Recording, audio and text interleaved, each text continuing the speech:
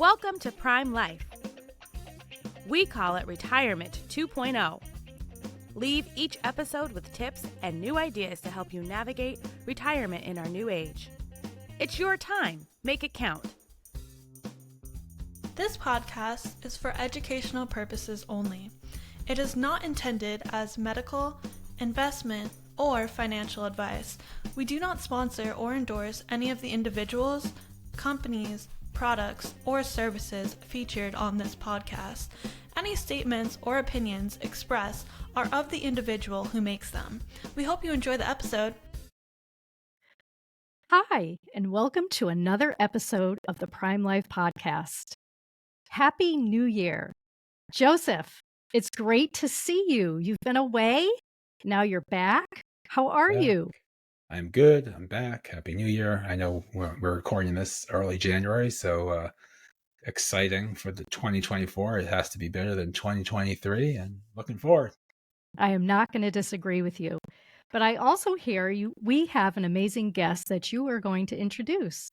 So take it away. Sure thing, Mary. Thank you very much. So I'd like to introduce Sally Lotz. Sally is a 4-time published children's author, writing coach, and mentor. She is passionate about writing and teaching others how to create and share their stories, even if they have no experience.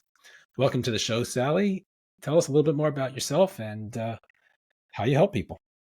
Hi, thank you, and Happy New Year to you guys too. A little bit more about me. I am usually in a coffee shop writing, or I'm at the beach, or I'm kayaking. I live in Florida, so I love it. And I just love all things to do with helping people share and craft their books. That's about it. Not very exciting. End of show. Thanks for listening. Yeah. Well, actually, I'm going to correct you. I think it sounds super exciting. And my question for you is, and again, this may sound like, I'm generalizing, but I find like as people get up in years, they start thinking like, I want to write a book. I have this passion. I have things I want to talk about. Can you start the conversation with us? Because it can sound overwhelming, and kind of share with our audience a couple of steps that you would take initially if you're thinking, I want to be an author, a published author, I want to write a book. What would you say, Sally? Definitely. And actually, that's one of my most number one questions when people find out I'm a writer is, oh, I want to write a book. And I always ask what's stopping them. So the easiest way to get started and is to just create I like to keep it simple. That's my philosophy. So not overthink it, not overdo it. Just to create a very simple outline of what you think your book is going to be about. If it's your memoir, just write, and I mean simple as in like a sentence, like what a chapter would be called. Just write out those chapter headings. If it's for business, it's the same thing. Just write out which those pillar points are that you think you want to hit. And see what kind of book you have. Do you have a book? Because you might not have a book. You might just have a short story, or you might have a novella, or you just might have a manual. So start with your idea first and see what you have. That's my first step. My second step is who are you writing your book for? In your mind, you have an idea of who you think this book is for, but that might not be who the book is for really. And the way to find out is I tell people you literally have to walk into a bookstore or a library, go and figure out where your book would be sitting on a shelf if you were to write it. So if you're writing a children's book, where would it be in the children's section? If you're writing your memoir or a mystery or a Western romance or something, where is that going to sit in the store? Same thing with business books. Where will that be? Where can people find it? If you can't find your book or something like your book, then you need to go back and rethink your book idea and maybe talk to some people and hone that in a little bit. So we've had many guests on the show talking about storytelling, presenting their life stories. Um, Everyone has stories, but they don't realize they have stories. Sometimes those stories have lessons. Sometimes they're just anecdotes about their Mm-hmm. lives. So the outlining idea is great, but it could be overwhelming, even for, even taking that first step. Is there a way that you'd recommend someone who's, got years of experience to just kind of do that? Like, you mentioned novellas or short stories or pamphlets. Mm-hmm. Like what would be the best way for someone who's kind of later in life and, wanting to tell their stories? And we'll get that answer after a brief word from our commercial sponsors. NASA is always working harder to be your carrier of choice. We offer insurance products that can help you meet your retirement goals, such as protecting your savings, securing lifetime income, or paying for healthcare costs. We're dedicated to providing best-in-class service and are keeping things simple, and we'll have your back. We have around 400,000 policyholders and contract holders and have been doing this for a long time, 170 years. But we remain humble enough to always try to improve. For more information, visit nfg.com. Nassau Insurance products are issued by Nassau Life and Annuity Company of Hartford, Connecticut, Nassau Life Insurance Company, East Greenbush, New York, or Nassau Life Insurance Company of Kansas, Overland Park, Kansas. Subsidiaries of Nassau Financial Group. Products are not available in all areas. Policyholder counts are for all Nassau companies as of September 30th, 2022, and are subject to change. Well, I said the outlining is really, I really mean keep it simple, like a sentence of that story of your phase of your life. But I started writing, journaling is how I started writing, because my last book was based upon my life, but it was fiction. So I started with journaling these different sections of my life and then deciding who was going to make it into the book and who wasn't going to make it into the book. And what pieces of the story I needed to tell.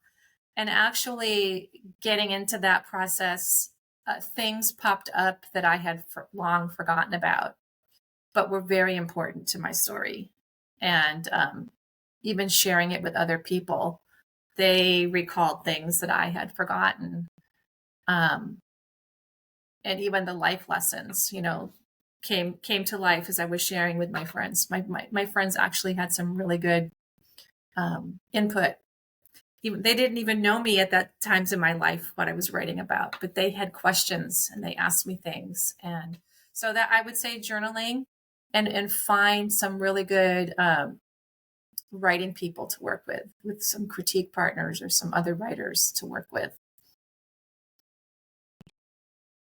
Also, I believe, and you can correct me if I'm wrong, there are individuals out there that create businesses. It's a second or third chapter of their life. And they're thinking, well, if I write a book, will this help me increase my brand visibility with my business? And it could be a variety of business types. Do you find people often will come to you and ask you that question? If so, how do you approach that question with them as it relates to someone who's trying to, build their business? That is a wonderful question, because I kind of come at it a different way than most of the writing coaches and book coaches. I feel if you have a strong voice and you have a strong message to share, and it is something that is going to propel your brand or your business, then yes, you should definitely write it. It does not have to be a 70,000 word book. This comes down to those chapters I was talking about earlier, those pillar points that you want to hit and teach your clients or your consumer or the person who you want to read your book, who I talked about at the beginning. And the importance here is to not go and write something that you think people want to hear. You need to write what your business is about, and it needs to be in your voice and it needs to be, doesn't have to be strong writing, because I've read a lot of business books that aren't strong writing, but what comes through is the character of the person and the nature of what they're talking about and the help that is given there. You can always zhush it up with a good editor, but it's got to be something that you feel strongly enough about. I don't think you should just write a book because everyone else is telling you that you need to do that for your business. I think it needs to be something that's going to, if you're a speaker, that's going to, give people extra information that they can take home and digest. So that's where I'm off a little bit. I really counsel people on writing if it's absolutely a must. So I was thinking about your question, what section of the library would my book be in? I think it would be self-help, because I need a lot of help. Okay. I'm just So kidding. that's still a big section. So It's a huge section. I have I'm kidding around. No, I know. But if you're writing a self-help book for musicians who play tubas, right? Where's that book going to sit? So my question, getting serious again, It's okay. is if I'm thinking about writing a book, if I'm thinking of becoming a writer, is that a good second career, or is there no money to be made in writing and people do it purely out of the love of writing? I mean, there's very few, bestsellers, right? That's the 1% of, right. Those are the guys making all the money. But is it, if I'm thinking about a career as I retire, is it something worth considering?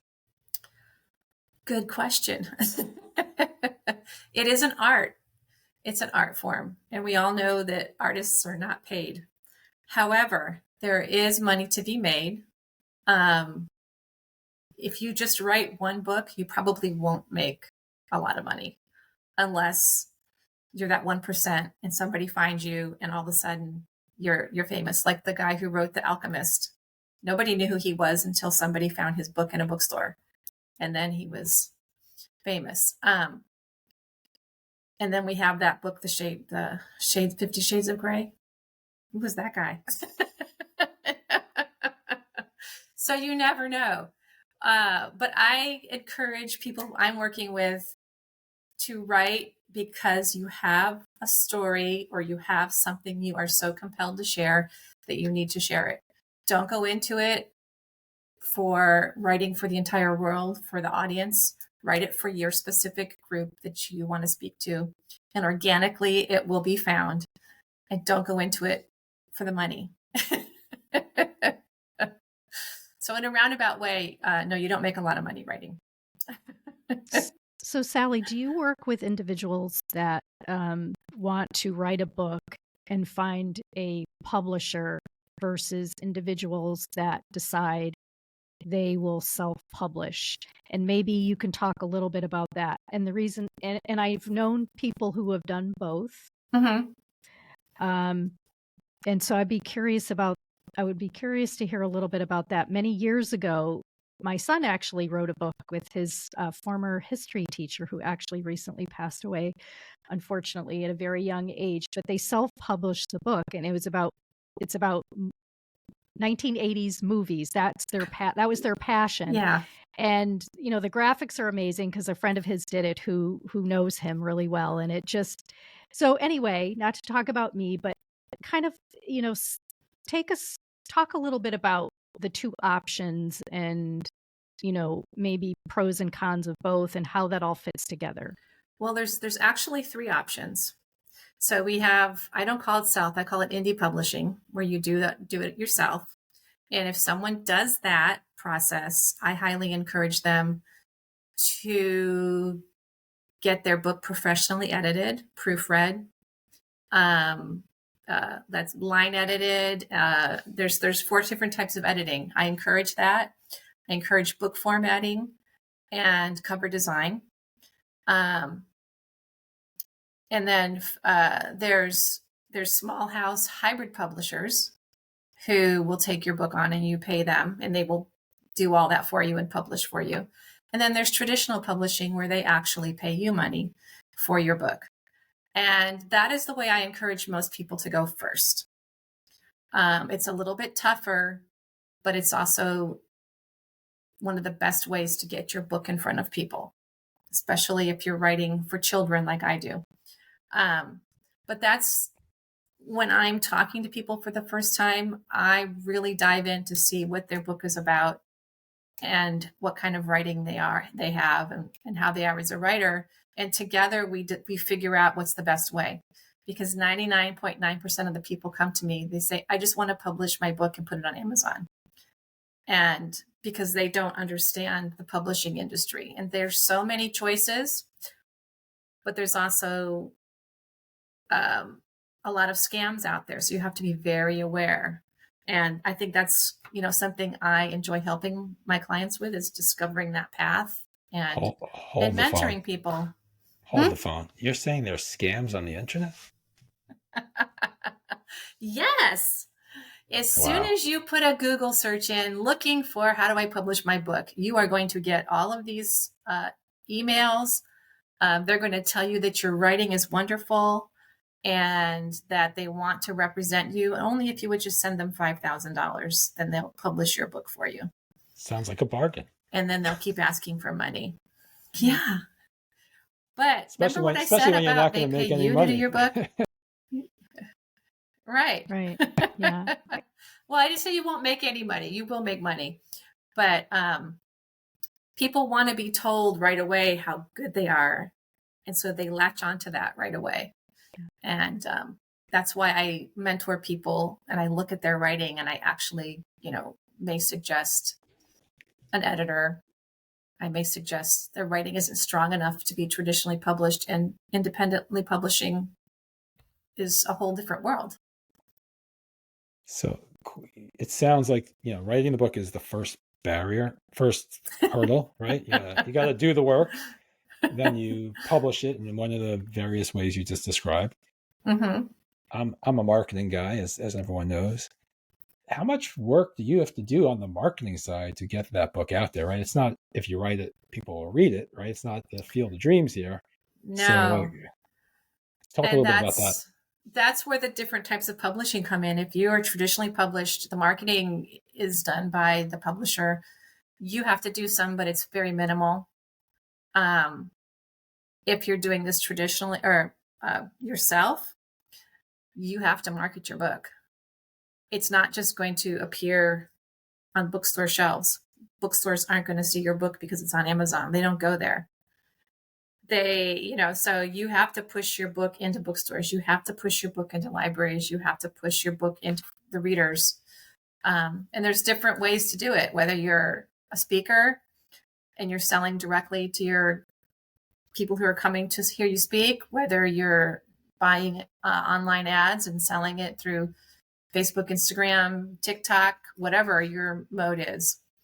So the marketing is also a big job. That's where I'm at with my book right now, because my last one was indie published. So I'm in the marketing area of it.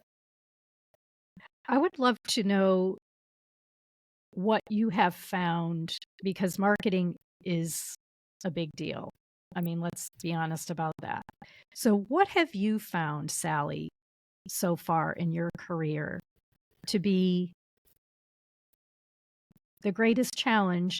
And then also, what have you found to be a strength that maybe you didn't realize when it came to marketing? Oh, for me, because I write for children, the biggest challenge is being independently published, because I do not have the access to the school libraries or to regular libraries, which is where kids get books. Kids don't go on Amazon and look for books. Parents buy them, or they see them in the bookstore, or they see them at the library. So that's a challenge for me. So what I've learned, though, is if you have more than one book and you're independently published, it is much easier to market because you have more choices. So if you're doing a series of 5, 6, 7 books, it's much easier. I'm not sure why. I haven't discovered that yet, But it's just getting in the face of your audience. It's for adults, I think it's a little easier to market the books because you don't rely so much on the gatekeepers that I have, being parents, grandparents, teachers, school boards, all that stuff before my reader sees my book. Adults don't have that issue. So adults can buy Facebook ads. Adults can buy Amazon ads. Adults can buy, you have to buy the time. You can't do it for free. So That's what I've know learned. You have a little bit of. I know you have a little bit of a time Sally, restraint I know here. we're kind of coming to the end of our podcast today, and there's so much we would want to ask you. So perhaps we'll have you on again because it's really such, I think, an amazing career, but also I think one that, is probably very competitive and probably, as individuals think, I want to be a writer, I want to write a book, there's a lot of trepidation. So you've done many things in your life and your career. Why do you get up every day and say, this is what I want to do. I want to write children's books. This is my passion. And help other people do it too. I know. What's your why? My why is because I have these stories rumbling around in my head all the time, and I have to get them out. It's kind of like, musicians who hear music and they have to write it or sing it. I just have these ideas, and I want to make change for children. I want them to see the world in different ways, not just their way, and get them out of maybe their comfort zones, get them out to see how other people live and just other viewpoints. And I don't do it beating them over the head. It's very subtle. But, books are, a way to escape and use your imagination and learn. Well, I love that. And what I didn't share with you, years ago, I worked at a public library. I wasn't a librarian. I'm not a librarian, but I was the marketing and fundraising individual. And we had 7, 8 locations, and it was an amazing career for me. It was an amazing job. And I found that people that were, that worked at the library loved books, and it sounds like you do too. So really appreciate you sharing that with us. Now, if individuals who are listening would like to get in touch with you, even though, as I said earlier, we will have all the links in our show notes, what would be the best way for our audience to get in touch with you if they're interested in learning more, finding out, a little bit more about your coaching and how they could possibly take advantage of that? Oh, super easy. Because like I said, I like to keep it simple, right? It's my name. So my website is the easiest way to find me. It's www.sallylotz.com. And all my stuff is there.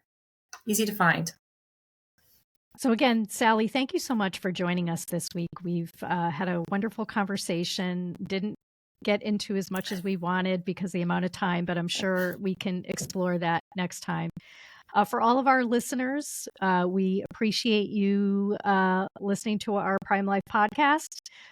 Follow us, give us feedback, and we look forward to talking again for another episode of the Prime Life podcast. Thanks, everyone, and have a great day.